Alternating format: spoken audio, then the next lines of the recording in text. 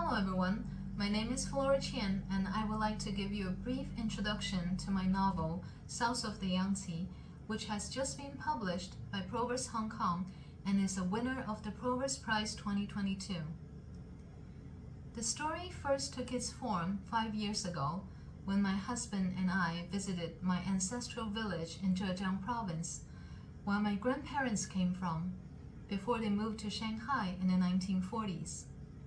It was a quintessential Jiangnan town, rich in history, literary traditions, calligraphy, and wine. The trip was memorable. It not only connected my husband with my cultural heritage, but also reminded me of a time when I was a child in the 1980s in Shanghai.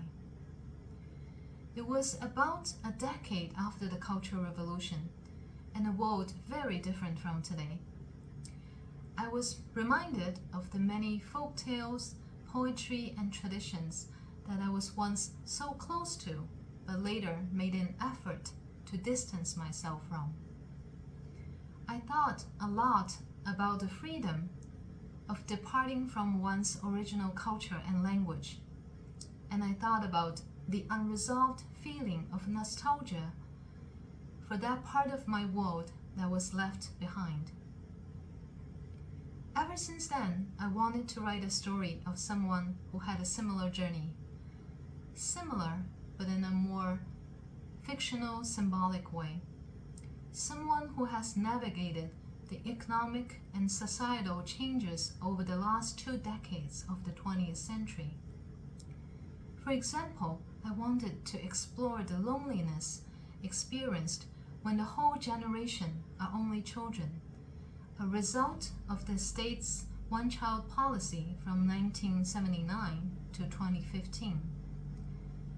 Then I wrote about the difficulties in talking about family history and generational trauma, the confusion with regard to transitions from a planned to a market economy, and the reactions towards assimilation and pushing Mandarin in a region with its own dialect and strong identity.